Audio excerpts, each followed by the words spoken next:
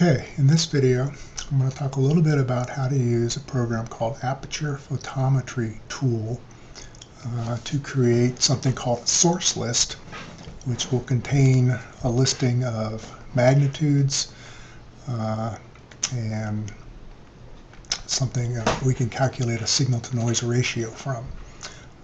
This program does a lot of stuff, but for our purposes it's going to be pretty simple.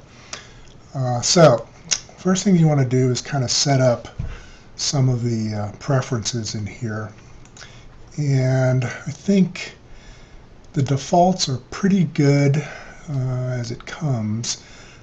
The one thing that you do need to set up is your CCD camera gain, and that is set up here, default image data gain.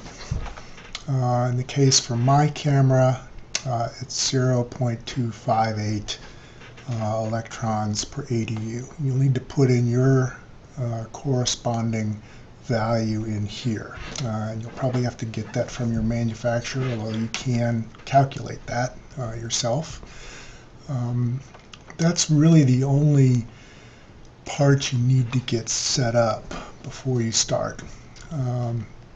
So I'm going to open up my first image, and again I'm going to be using the 10-second series of images, and here's the first one I want to do, and going through the list here, here's all of them down to the last one using all of the 30 images at 10 seconds. So what I want to do is actually open this last one up first. And first thing you need to do is to get an idea of what your aperture settings are going to be. And it starts off with a diameter of 6. Here's your aperture. And find a star that isn't saturated and click on it and take a look at this thing called a radial profile, and it'll give you an idea of the FWHM here, 2.66 pixels. You know, a general rule of thumb is you want somewhere around 2 to 3 times this number for your aperture.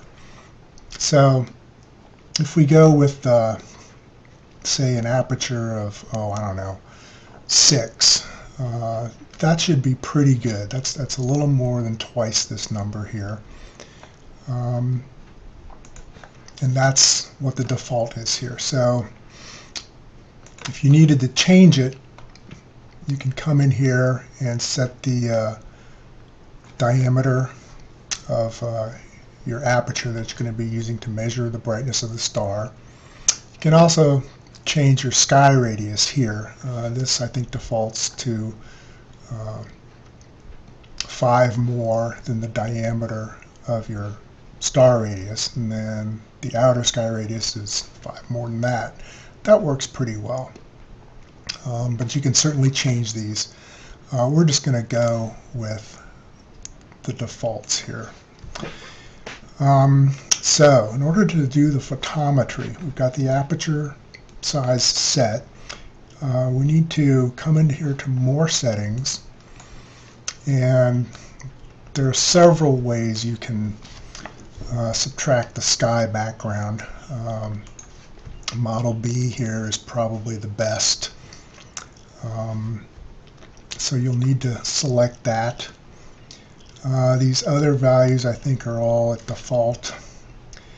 Now down here, this magnitude 0 point, it defaults to 0. However, as I just showed you in Astrometrica, you can calculate that.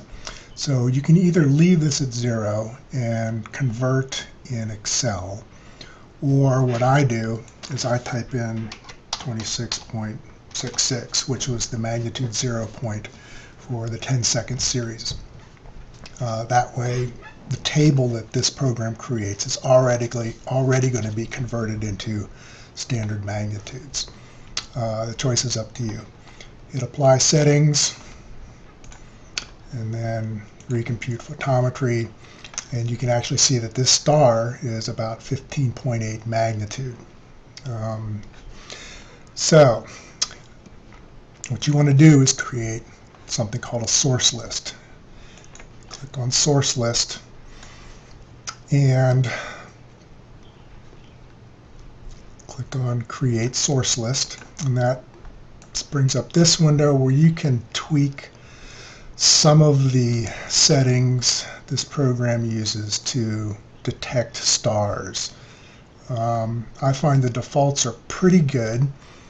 They work pretty well. So I would suggest starting with that. Click on Create Source List. Close this window. Now if you want to see what this program is finding, you can click on the Click Overlay box here, and it will put little green circles over the stars that it's finding. It's not finding some of the faint ones. That's okay. It's finding most of these stars as being stars. So after you've created your source list, you want to automatically process your source list. And it's done. Now you come in here to List Results, and you'll see for all the stars that it found, here's a bunch of data on that. Somewhere over here is the magnitude of those stars, the source intensity, and the source uncertainty. Those are what we're going to use to create the signal to noise ratio. So at this point, you can export these to a CSV file. This is the name it's going to give. You can change the name here if you want. And you would click on Create CSV File. And then you would go through all of your images just like that, saving each image as a CSV file. Now what I have found to be a little quicker is, instead of doing them one at a time, you can actually come in here and open the next one.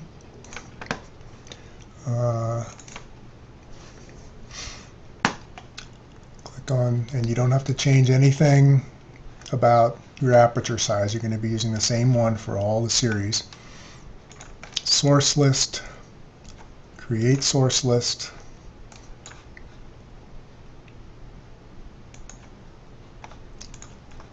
automatically process, close. Now those sources have been added to this list. And if you scroll all the way over here, you can tell by the different file names. Here's the file name for the first one. Here's the file name for the second one that we did. We'll do one more. We'll choose number 5 here. Source list. Create source list.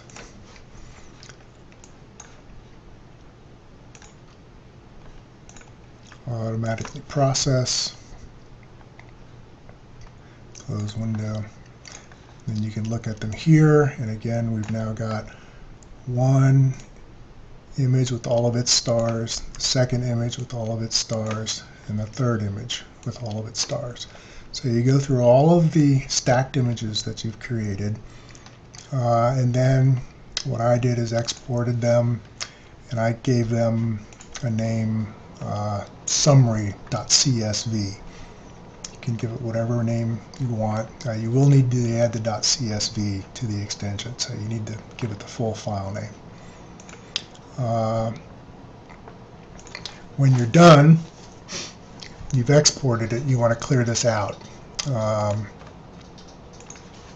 and go on to load your next series, say your 30-second series or your 60-second series, and go through the same process. And I suggest creating one big CSV file for the entire series. And that's how you create your source lists. I'm going to talk next about how to process that in Excel.